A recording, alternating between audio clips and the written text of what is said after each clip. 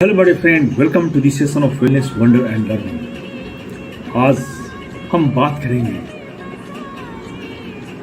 दुनिया में करीब 70 करोड़ लोग ऐसे हैं जो रोजाना $2.15 यानी लगभग 180 रुपये से भी कम में गुजारा करते हैं। यह विश्व बैंक द्वारा तय की गई एक अंतर्राष्ट्रीय गरीबी रेखा है। भारत में अनुमान है कि लगभग 10 से 12% लोग अब भी राष्ट्रीय गरीबी रेखा के नीचे जी रहे हैं। राज्य के अनुसार ये आंकड़े अलग अलग राज्यों में अलग अलग हैं। सबसे ज्यादा गरीबी अफ्रीका और दक्षिण एशिया के कुछ हिस्सों में है। अब प्रश्न उठता है कि दुनिया इतनी आगे बढ़ रही है, पूरा युग जो है मॉडर्न हो गया है, लोग तरह तरह के रोजगार और बिजनेस कर रहे हैं, लेकिन कुछ लोग गरीबी से क्यों नहीं निकल पा रहे हैं? इसका असली कारण है शिक्षा की कमी और कौशल विकास का अभाव। गरीब परिवारों के बच्चे स्कूल छोड़ देते हैं या क्वालिटी एजुकेशन उन्हें नहीं मिल पाता है। जो पढ़ाई होती है वो रोजगार से जुड़ी नहीं होती है। उसके बाद बेरोजगारी और अस्थायी रोजगार, ये भी बहुत बड़ा कारण है गरीबी में रहने का। अनौपचारिक सेक्टर में काम करने वाले लोगों को न तो वेतन फिक्स्ड है और न ही उन्हें सुरक्षा मिलती है। ग्रामीण क्षेत्रों में खेती के अलावा रोजगार के साधन बेहद ही सीमित हैं। और जो मुख्य कारण है वह भ्रष्टाचार और योजनाओं का असफल क्रियान्वयन। सरकारी योजनाएं आखिरी व्यक्ति तक नहीं पहुंच पाती। गरीब को उसका हक कागजों में मिलता है, एक्चुअल में हकीकत में नहीं मिलता है। एक बीमारी अगर किसी गरीब को हो जाए तो पूरे परिवार को और ज्यादा गरीबी में धकेल देती है। महिलाओं, दलितों और आदिवासियों को बराबर अवसर नहीं मिलते हैं।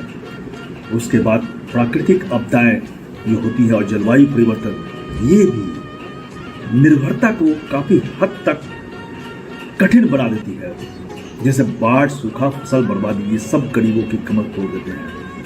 और फिर गरीब व्यक्ति कर्ज के जंजाल में फंस जाता है। महाजन से ऊंचे ब्याज पर कर्ज लेना और फिर जीवन भर चुकाते रहना, ये चक्र पीढ़ी दर पीढ़ी, जनरेशन टू जनरेशन चलता रहता है। तो फिर विकास के बावजूद गरीबी क्यों बनी हुई है?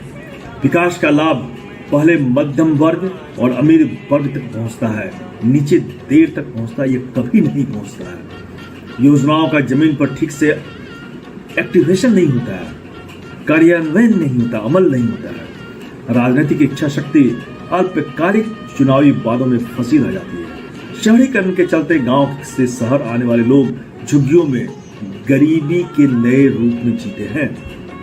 हालांकि वो गांव में अच्छी कंडीशन में रह रहे होते हैं, लेकिन शहरीकरण का चकाचौंध उन्हें शहर की ओर खींचता है और वे वहां झुग्गी झोपड़ियों में रहने के लिए बाध्य हो जाते हैं। अब इसका समाधान खोजना काफी आवश्यक है। क्या हो सकता है समाधान?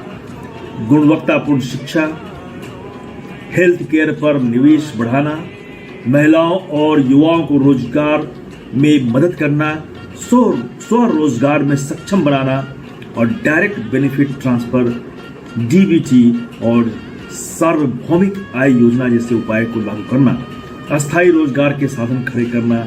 सिर्फ सब्सिडी नहीं, उन्हें अस्थायी रोजगार की आवश्यकता है। डिजिटल टेक्निक्स और ट्रांसपेरेंसी के जरिए जो भ्रष्टाचार है, जहां जहां भ्रष्टाचार है उनको खत्म करना। आज साइंस हमारा काफी डेवलप हो गया है, टेक्नोलॉजी काफी उन्नत है।